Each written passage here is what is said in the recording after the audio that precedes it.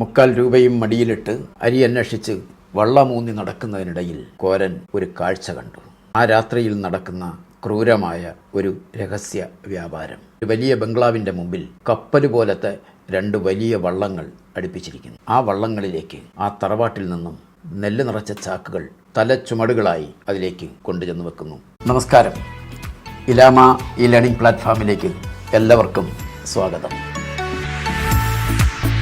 രാവിലക്കഞ്ഞി എന്ന പാഠത്തിൻ്റെ 2ാം ഭാഗത്തിലേക്ക് കടക്കുകയാണ്. വീഡിയോ ആദ്യാവസാനം കാണുക. ഇഷ്ടമായാൽ ഒന്ന് ലൈക്ക് ചെയ്യണേ, ഒന്ന് സബ്സ്ക്രൈബ് ചെയ്യണേ, ഒന്ന് ഷെയർ ചെയ്യണേ, ആ ബെൽ ബട്ടണിൽ കൂടി ഒന്ന് അമർത്തിയേക്കണേ.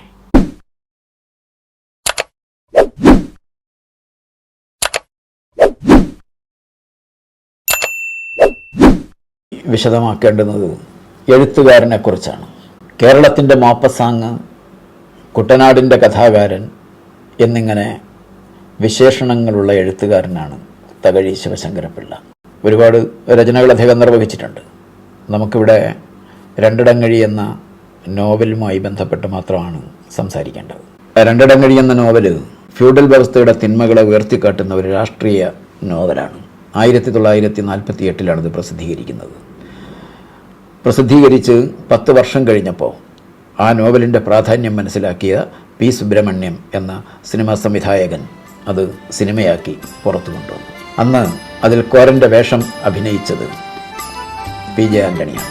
ചിരുതയുടെ വേഷം അഭിനയിച്ചത് മിസ് കുമാരിയാണ്. പുഷ്പവേലിൽ ഔസേപ്പിൻ്റെ വേഷം ചെയ്തത് തിക്കുറിശ്ശി സുകുമാരൻ നായരും.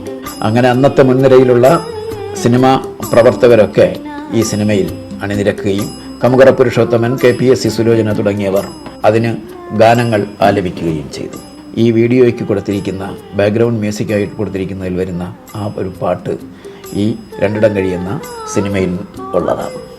തകഴി ശിവശങ്കരപ്പിള്ളയ്ക്ക് കിട്ടിയിട്ടുള്ള പ്രധാനപ്പെട്ട ചില അവാർഡുകളും കൂടിയാണ് ഇതിനകത്ത് പരാമർശിക്കേണ്ടത്. 1957 മുതൽ 1994 വരെയുള്ള കാലഘട്ടങ്ങൾക്കിടയിൽ തകഴി ശിവശങ്കരപ്പിള്ള നേടിയിട്ടുള്ള കുറേ പ്രധാനപ്പെട്ട സാഹിത്യ അവാർഡുകൾ. 1957 തകഴിക്ക് കേന്ദ്ര സാഹിത്യ അക്കാദമി അവാർഡും കേരള സാഹിത്യ അക്കാദമി അവാർഡും കിട്ടുന്നത്. 2 ചെമ്മീൻ എന്ന നോവൽ. 1965 അദ്ദേഹത്തിൻ്റെ ഏണിപ്പടികൾ എന്ന നോവലിനും കേരള സാഹിത്യ അക്കാദമി അവാർഡ് കിട്ടിയിട്ടുണ്ട്.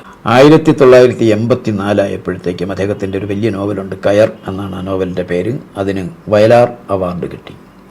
അതേ വർഷം തന്നെ ജ്ഞാനപീഠം അവാർഡും കിട്ടി. ഒരു സാഹിത്യകാരന് കിട്ടാവുന്ന, ഇന്ത്യയിൽ കിട്ടാവുന്ന ഏറ്റവും വലിയ അവാർഡാണ് ജ്ഞാനപീഠം. ആ അവാർഡും കിട്ടി. അത് കഴിഞ്ഞ് തൊട്ടടുത്ത വർഷം അദ്ദേഹത്തിന് പത്മഭൂഷൺ കിട്ടി. സിവിലിയൻ ബഹുമതിയാണ് പത്മഭൂഷൺ. അത് കഴിഞ്ഞ് 1994 ആയപ്പോഴത്തേക്കും അദ്ദേഹത്തെ കേരള സർക്കാർ എഴുത്തച്ഛൻ പുരസ്കാരം നൽകി ആദരിച്ചു. ഈ അവാർഡുകളിൽ ഏതെങ്കിലും ഒരെണ്ണം ചിലപ്പോൾ പരീക്ഷയ്ക്ക് MCQ മാതൃകയിലുള്ള ചോദ്യങ്ങളായി വന്നേക്കാം. പാഠം തുടങ്ങുന്നത് പുഷ്പവേലിൽ ഔസേപ്പിന് 1 ഏക്കർ നിലം നികത്തി പുരയിടമാക്കാനുണ്ട്. അദ്ദേഹത്തിൻ്റെ ഓരോ വേലക്കാരനും ഓരോ വള്ളവും കൊടുത്ത് ആ ജോലി അങ്ങ് ഏൽപ്പിച്ചിട്ടുണ്ട്. കോരനാണ് ഇപ്പോഴത്തെ അതിൻ്റെ പ്രധാന നേതാവ്. നിലം നികത്തുന്നതിന് മുമ്പ് ആദ്യം നടത്തുന്നത് കട്ടകുത്താണ്. എന്താണ് കട്ടകുത്ത് എന്നതിനെക്കുറിച്ച് കഴിഞ്ഞ വീഡിയോയിൽ വിശദമായി പറഞ്ഞിട്ടുണ്ട്. ലിങ്ക് ഡിസ്ക്രിപ്ഷനിൽ കൊടുത്തിട്ടുണ്ട്. അത് കണ്ടിട്ടില്ലാത്തവർ അതൊന്ന് കണ്ടേക്കണേ. ഈ വയലിലെ വെള്ളം പുരയിടത്തിലേക്ക് അടിച്ചു കയറാതിരിക്കാനും പുരയിടത്തിലിട്ടിരിക്കുന്ന മണ്ണ് വെള്ളത്തിലേക്ക് ഒലിച്ചു പോകാതിരിക്കാനും വേണ്ടി ഇതിന് മധ്യത്ത് കെട്ടിവെക്കുന്ന ഒരു മതില്, ഈ മതില് കടിയും കയറും ഉപയോഗിച്ച് കെട്ടും. അതാണ് കട്ടകുത്ത്. മണ്ണ് വെള്ളത്തിലേക്ക് ഒലിച്ചു പോകാതിരിക്കാൻ വേണ്ടി കെട്ടുന്നൊരു തടയാണ്. ആദ്യത്തെ ദിവസം കട്ടകുത്ത് കഴിഞ്ഞു. വേലക്കാരെല്ലാവരും കൂടി പുഷ്പവേലിൽ ചെന്നു. 20ഓളം തൊഴിലാളികളുണ്ട്. ഓരോ ആളിനും 3/4 രൂപ വീതം കൂലി കൊടുത്തു. ഈ 3/4 രൂപ എന്നത് പഴയ കണക്കാണ്. 1 രൂപ കേട്ടിട്ടുണ്ട്, 1/2 രൂപ, 1/4 രൂപ, 3/4 രൂപ. 4 അണയാണ് 1/4 രൂപ, 8 അണയാണ് 1/2 രൂപ, 12 അണയാണ് 3/4 രൂപ. ഇത് പഴയകാലത്തെ കണക്കാണ്. 3/4 രൂപ കൊണ്ട് ഒരു ദിവസം 2 പേർക്ക് 3 നേരം ആഹാരം കഴിച്ച് ജീവിക്കാൻ സാധ്യമല്ല. ഇവിടെ പണി ചെയ്തപ്പോൾ ഒരാളിന് കൂലി കിട്ടിയത് 3/4 രൂപയാണ്. കോരന്റെ വീട്ടിൽ ചിരിതയുണ്ട്. പക്ഷെ കോരന് വീട്ടിൽ ചെല്ലുമ്പോൾ രാത്രിയിൽ വല്ലതും കഴിക്കണമെങ്കിൽ അരി വേണം. സാധാരണ ഈ പണിക്കാരൊക്കെ ചെയ്യുന്നത് കൂലിക്ക് പകരം ചിലയിടത്ത് നിന്ന് നെല്ല് വാങ്ങിച്ചു കൊണ്ടുപോകും. ഒന്നുകിൽ പണം അല്ലെങ്കിൽ നെല്ല്. ഈ 3/4 രൂപ കൊടുത്തു കഴിഞ്ഞാൽ നെല്ല് കിട്ടാൻ പ്രയാസമാണ്. നെല്ലിന് നല്ല വിലയുള്ള കാലമായതുകൊണ്ട് മുതലാളി എല്ലാവർക്കും പണമായിട്ടാണ് ഇപ്പോൾ കൂലി കൊടുക്കുക. പക്ഷെ കോരനെ സംബന്ധിച്ചിടത്തോളം ഈ പണത്തിന് നെല്ല് അരിയോ കിട്ടില്ല എന്ന് മനസ്സിലാക്കിയതുകൊണ്ട് കോരൻ പറയുന്നത്, തമ്പ്ര ഏന് നെല്ല് മതി കൂലിയായിട്ട്, ചക്രം വേണ്ട. ജന്മിയായ ഔസേപ്പ് മുഖത്തടിച്ചുപോലെ പറയുന്നു, നെല്ലില്ല, പിശാചുക്കൾ. ആ ഒരൊറ്റ വാക്കിൽ എല്ലാമുണ്ട്. ഒരു ദിവസത്തെ മുഴുവൻ അധ്വാനത്തിനും കൂലി ചോദിക്കുമ്പോൾ കിട്ടുന്ന മറുപടിയാണിത്. ഇവിടെ നിന്നാണ് കഥയിലെ ആ ഒരു സംഘർഷം ആളിക്കത്തുന്നത്. ഒരു സാധാരണ കർഷക തൊഴിലാളി ദിവസം മുഴുവൻ പാടത്ത് പണിയെടുത്ത് വൈകുന്നേരം കൂലി ചോദിക്കാൻ ചെല്ലുക. പക്ഷെ അവനൊരു നിർബന്ധമുണ്ട്, പണം വേണ്ട, അരി മതി. അപ്പം നിങ്ങൾ ചിന്തിക്കുന്നുണ്ടാകും, എന്താ പണം വേണ്ടാത്തതെന്ന്? കാരണം കോരൻ ആ പണം കൊണ്ട് വലിയ കാര്യമൊന്നുമില്ല. വീട്ടിലാണെങ്കിൽ ഒരു മണി അരിയില്ല. ഭാര്യ ചിരുത വിശന്നിരിക്കുകയാണ്. അന്ന് കൂലിയായി കിട്ടുന്ന 3/4 രൂപയ്ക്ക് പുറത്തുപോയി അരി വാങ്ങാമെന്ന് വെച്ചാൽ നടക്കില്ല. കാരണം കരിഞ്ചന്തയിൽ അതിന് ഇരട്ടി വിലയാ. അതുകൊണ്ട് കോരനെ സംബന്ധിച്ചിടത്തോളം ഇത് വെറും പൈസയുടെ കണക്കല്ല, ജീവന്റെ, വിശപ്പിന്റെ കണക്കാണ്. ഇവിടെയാണ് നമ്മൾ ആ വ്യവസ്ഥയുടെ ഏറ്റവും വലിയ ക്രൂരത കാണുന്നത്. ജന്മികോരനെ പഴിചാർന്നത് എന്താണെന്നറിയോ? ഈ നെല്ല് കരിഞ്ചന്തയിൽ കൊണ്ടുപോയി വിറ്റ് കാശുണ്ടാക്കാനാണ് കോരന്റെ പ്ലാൻ എന്ന്. ശരിക്കും തമാശ എന്താന്ന് വെച്ചാൽ, ഈ ജന്മിമാർ തന്നെയാണ് നെല്ല് പൂഴ്ത്തി വെച്ച് രാത്രിക്ക് രാത്രി വള്ളത്തിൽ കയറ്റി കരിഞ്ചന്തയിൽ കൊണ്ടുപോയി വിൽക്കുന്നത്. എന്നിട്ട് വിശന്നിരിക്കുന്നവന്റെ മേൽ കള്ളൻ എന്ന പേരും വെച്ചു കൊടുക്കുന്നു. ഇതിലും വലിയൊരു അനീതിയുണ്ടോ? അല്ല തമ്പ്ര, അത്താഴക്കരിക്കാടിക്ക വൈകുന്നേരത്ത് കഴിക്കുന്ന ഭക്ഷണമാണ് അത്താഴം. രാവിലെ കഴിക്കുന്നത് ഇനി വേണമെങ്കിൽ അത്താഴം എന്ന് വിപരീതപരമായിട്ട് നമുക്ക് പറയാം. പക്ഷെ സാധാരണക്കാരൻ കഴിക്കുന്നത് കരിക്കാടിയാണ്. അവൻ അത്താഴം എന്ന് പറഞ്ഞുകൂടാ. സാധാരണക്കാരൻ കഴിക്കുന്ന ഭക്ഷണം കരിക്കാടിയാണ്, മറ്റവർ കഴിക്കുന്നത് കൂടിയ ഭക്ഷണമാണ്. രണ്ടും ഒന്നായിരിക്കും. വിശപ്പടക്കാൻ വേണ്ടി കഴിക്കുന്ന ഭക്ഷണത്തിന് വലിയവൻ പറയുന്ന പേരൊന്ന്, ചെറിയവൻ പറയുന്ന പേര് മറ്റൊന്ന്, അത്രയേ ഉള്ളൂ.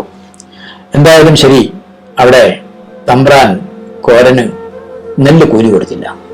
പകരം ഒരാട്ടാണ് ആട്ടിയത്. പോ. ഈ പേരിലും അവരുപയോഗിക്കുന്ന ജീവിതക്രമത്തിലൊക്കെയും ഈ വലിയവന്റെയും ചെറിയവന്റെയും അന്തരം കാണാം. ഉപയോഗിക്കുന്ന വാക്കുകളിൽ, പ്രയോഗിക്കുന്ന ഭാഷയിൽ ഒക്കെ ഇത് പ്രകടമാണ്. അതുകൊണ്ടാണ് കരിക്കാടി എന്ന പ്രയോഗം. മറ്റു വേലക്കാരൊന്നും പറയാതെ കിട്ടിയ പൈസ വാങ്ങിച്ചുകൊണ്ട് അവർ വെള്ളത്തിൽ കയറി. കോരൻ തന്നെ അവിടെ നിന്നതുകൊണ്ട് എന്ത് പ്രയോജനം? ഒന്നുമില്ല. അവനും പോയി. കുട്ടനാടല്ലേ, വെള്ളക്കെട്ടല്ലേ. അന്ന് പാതിരാവരെ കോരൻ ആ ചക്രവും മടിയിലിട്ട്, മടിയിലെന്ന് പറഞ്ഞു കഴിഞ്ഞാൽ ചക്രമൊക്കെ ഇങ്ങനെ പൈസ തിരികി മുണ്ടിന്റെ കോന്തല എന്നൊക്കെ വേണമെങ്കിൽ പറയാം. ആ ചക്രവും മടിയിലിട്ട് അരി അന്വേഷിച്ച് അവിടുത്തെ പീടികകളൊക്കെ വള്ളത്തിൽ ഊന്നി നടന്നു. ഇടങ്ങഴി അരിക്ക് 1.5 രൂപ കൊടുക്കണം. ആ വില കൊടുത്ത് എങ്ങനെ വാങ്ങും?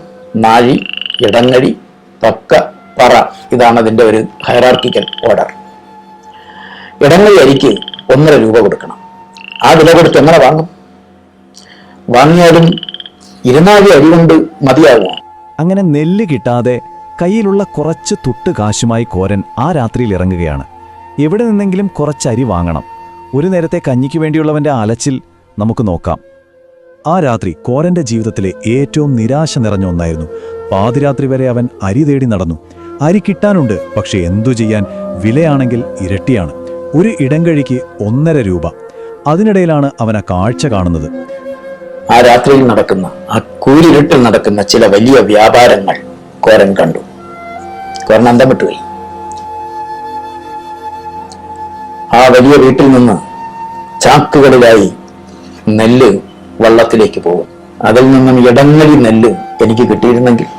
അന്നത്തെ ദിവസം പണി ചെയ്യാൻ ചെന്നപ്പോ പുഷ്പവേലിൽ നിന്നും ഉച്ചയ്ക്ക് അല്പം കഞ്ഞി നിന്നും പറയാനോ, കഞ്ഞി വെള്ളമാണ് കുടിച്ചു. അതേസമയം ചിരിത അന്ന് അരിയിട്ട് തിളപ്പിച്ച വെള്ളം കുടിച്ചിട്ടില്ല. വീട്ടിൽ അവൾ പട്ടിണിയാണ്. 2 അരി കിട്ടിയാൽ അവൾ വല്ലതും കഴിക്കുമായിരുന്നു. ഇതാണ് കോരന്റെ ചിന്ത. രാത്രിയിൽ ആ കപ്പൽ പോലുള്ള വള്ളങ്ങളിലേക്ക് ആ കർഷകന്റെ വലിയ വീട്ടിൽ നിന്നും തലച്ചുമടായി നെല്ലുകൾ വെള്ളത്തിലേക്ക് പോകുന്നത് കണ്ടപ്പോൾ കോരന്റെ ഒരു കാര്യം മനസ്സിലായി. ഔസേപ്പ് നെല്ലുകൂലി കൊടുക്കാത്തത് എന്തുകൊണ്ടാണ്? നെല്ലിന് നല്ല വിലയുണ്ട്. ഇങ്ങനെ രാത്രിയിൽ പുഷ്പവേലിലും കച്ചവടം നടക്കുന്നുണ്ടാവും. അരി കിട്ടാത്ത നീണ്ട പട്ടിണിക്കാലം കോരൻ മുമ്പിൽ കണ്ടു. ഇങ്ങനെ നെല്ലുവില നിന്നാൽ പുഷ്പവേലിൽ നിന്നും നെല്ല് കൂലിയായിട്ട് കിട്ടുകയേയില്ല, തീർച്ച. രാത്രിയിൽ നടക്കുന്ന ഈ വ്യാപാരം അങ്ങ് പരസ്യപ്പെടുത്തിയാലെന്ത്? നെല്ല് കൂലി കിട്ടിയില്ലെങ്കിൽ ജോലിക്ക് പോകാതിരുന്നാലെന്ത്? കോരൻ ചിന്തിച്ചു. അവന്റെ കൂട്ടുകാരനറിയാം, അവർ ജോലിക്ക് പോകും. അവൻ അവിടെ ഒറ്റപ്പെട്ടു. ഇത് മനസ്സിലാക്കി പാതിരയ്ക്ക് ശേഷം 6 അണ കൊടുത്ത് വാങ്ങിയ 4 അരിയും 4 ചക്രത്തിന് കപ്പയുമായി കോരൻ കൊട്ടിലിൽ ചെന്നു. കോരന്റെ കുടിൽ എന്ന് പറയുന്ന പേരാണ്. ചിരുത ഇറങ്ങിയില്ല. ഒരുപാട് വൈകി. പാതിരാത്രിക്ക് കുടിലിന്റെ വാതിൽക്കൽ ഒരു ശബ്ദം കേൾക്കുമ്പോൾ ഉള്ളിൽ പേടിച്ചിരുന്ന ചിരുത ചോദിക്കുകയാണ്, ആരാത്? ആ ചോദ്യത്തിൽ അവളുടെ കാത്തിരിപ്പും പേടിയും എല്ലാം അടങ്ങിയിട്ടുണ്ട്. ഏനാടി. അവൾക്ക് ആളെ മനസ്സിലായി. ചെറ്റ തുറന്നു പുറത്തിറങ്ങി. അങ്ങനെ പാതിരായ്ക്ക് ശേഷം കോരന്റെയും ചിരുതയുടെയും കൊട്ടിലിലെ അടുപ്പിൽ തീ പുകഞ്ഞു. ആ കുടിലിൽ വെളിച്ചമുണ്ടായി. കോരൻ വയറ്റിൽ സുഖമില്ല എന്ന് നടിച്ചങ്ങ് കിടന്നു. അങ്ങനെ കിടന്നതിനൊരു കാരണമുണ്ട്. കഞ്ഞിയും കപ്പയും കാലമാവുക എന്ന് പറഞ്ഞു കഴിഞ്ഞാൽ ഭക്ഷിക്കാനുള്ള വിധത്തിൽ ആയി, കഴിക്കാനുള്ള രൂപത്തിലായി എന്നർത്ഥം. കുടിലിനുള്ളിൽ നടക്കുന്ന ആ ഒരു രംഗം ശരിക്കും ഹൃദയത്തിൽ തൊടും. ആകെ കിട്ടിയത് ഒരു നാഴി അരിക്കഞ്ഞിയാണ്. കോരൻ എന്തു ചെയ്തു? തനിക്ക് വയ്യ, അതുകൊണ്ട് നീ കുടിച്ചോന്ന് പറഞ്ഞ് മുഴുവനും ചിരുതയ്ക്ക് കൊടുക്കാൻ നോക്കി. പക്ഷേ ചിരുതയ്ക്ക് അറിയില്ലേ അവൻ്റെ ക്ഷീണം.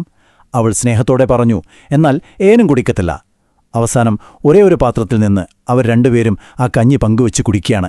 വിശപ്പിനു മുകളിൽ സ്നേഹം ജയിക്കുന്ന ഒരു നിമിഷം. അതിനിടയിലും ചിരുതയുടെ ഒരു കരുതൽ നോക്കണേ. ആ കഞ്ഞിയിൽ നിന്ന് ഒരു പങ്ക് ആരും കാണാതെ അവൾ അടുത്ത ദിവസത്തേക്ക് വേണ്ടി മാറ്റിവെക്കുന്നുണ്ട്.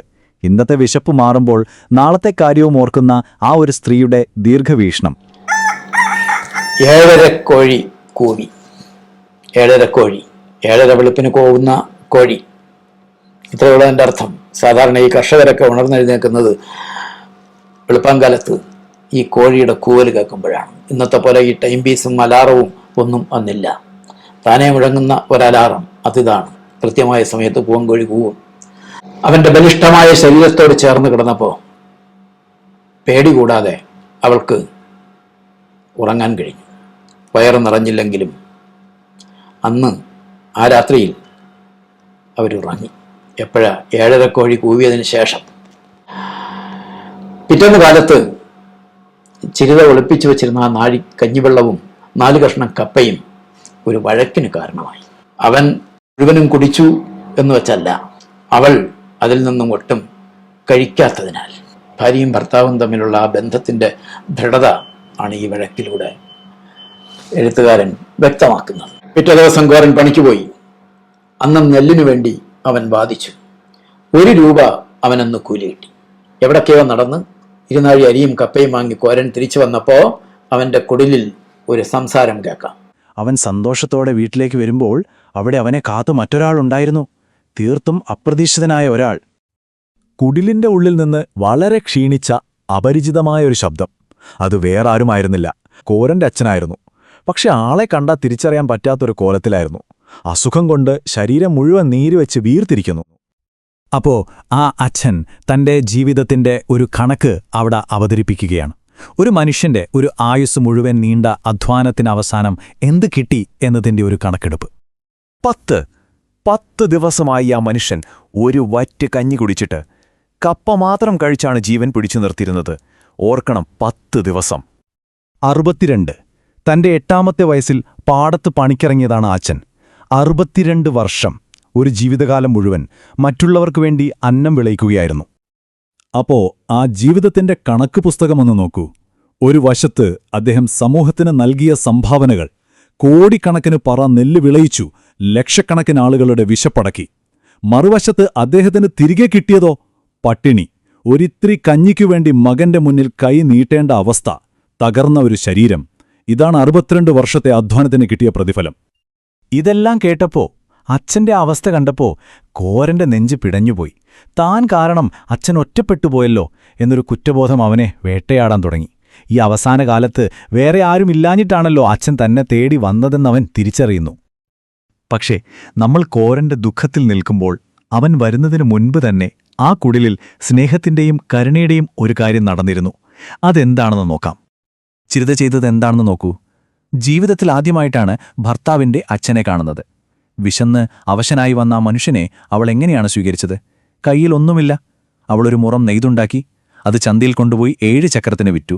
ആ കാശുകൊണ്ട് വില കുറഞ്ഞ മൂഴക്കരി വാങ്ങി. എന്നിട്ട് കഞ്ഞിവെച്ച് മുഴുവനും ആ അച്ഛനു കൊടുത്തു. സ്വന്തം വിശപ്പ് മാറ്റിവെച്ച് മുൻ പരിചയമില്ലാത്തൊരാൾക്കു വേണ്ടി അവൾ ചെയ്ത ആ പ്രവൃത്തി, അതാണ് സ്നേഹം. അങ്ങനെ അന്ന് രാത്രി ആ 3 പേരും ഒരുമിച്ചിരുന്ന് കഴിച്ചു. അതൊരു വലിയ സദ്യയൊന്നും ആയിരുന്നില്ല. പക്ഷേ ആ കുടിലിനെ സംബന്ധിച്ച് അതൊരു ഉത്സവമായിരുന്നു. ഒരുപാട് കാലത്തിനു ശേഷം ഒരുമിച്ച് കൂടിയൊരു കുടുംബം, സ്നേഹത്തോടെ ആഹാരം പങ്കുവയ്ക്കുന്ന നിമിഷം.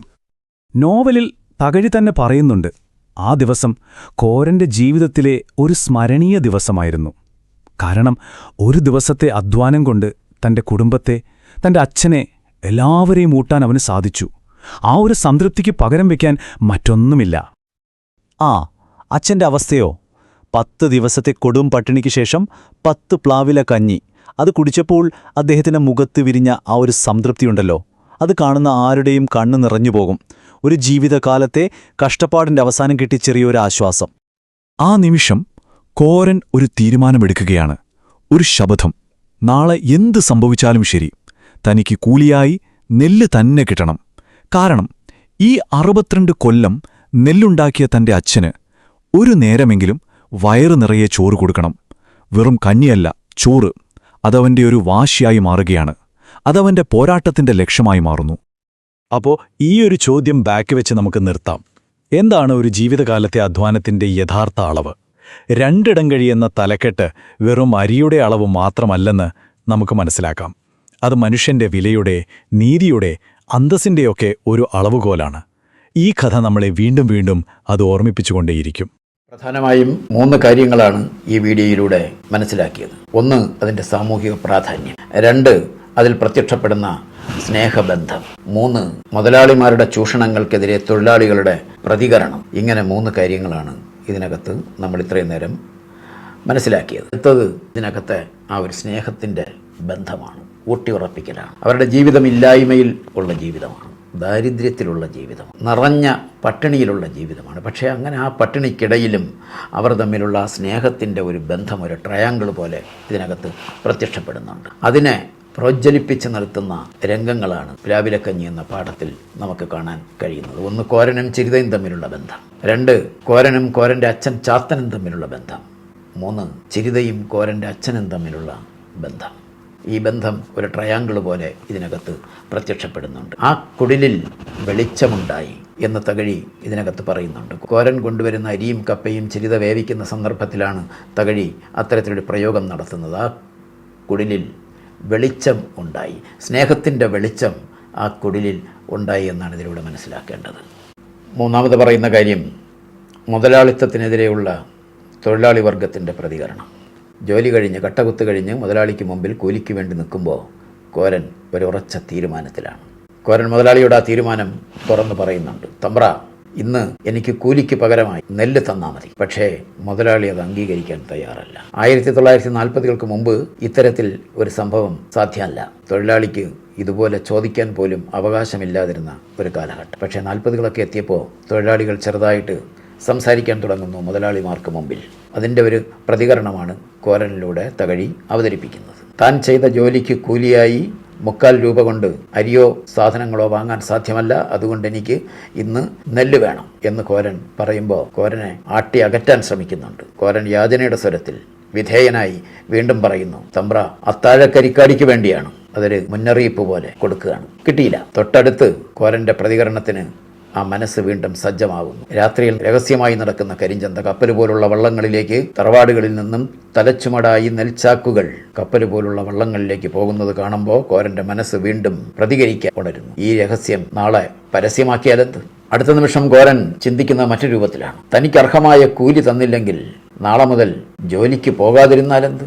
ഇത്തരത്തിൽ മുതലാളിമാർക്കെതിരെ തൊഴിലാളികൾ ചിന്തിച്ചു തുടങ്ങുന്ന ഒരു കാലഘട്ടം. അതാണ് ഇതിനകത്ത് മനസ്സിലാക്കാൻ കഴിയുന്ന 3ാമത്തെ കാര്യം. പരീക്ഷയ്ക്ക് ചോദിക്കാൻ സാധ്യതയുള്ള 3 ചോദ്യങ്ങളുടെ ഉത്തരങ്ങളാണ് ഇപ്പോൾ സംസാരിച്ചു കഴിഞ്ഞത്. സാമൂഹിക പ്രാധാന്യം, അതിനുള്ളിലെ സ്നേഹബന്ധം, മുതലാളികൾക്കെതിരെ തൊഴിലാളികളുടെ പ്രതികരണം. ഈ 3 സാധ്യതകൾ മനസ്സിലാക്കിക്കൊണ്ട് നമുക്ക് ഈ വീഡിയോ ഇവിടെ അവസാനിപ്പിക്കാം.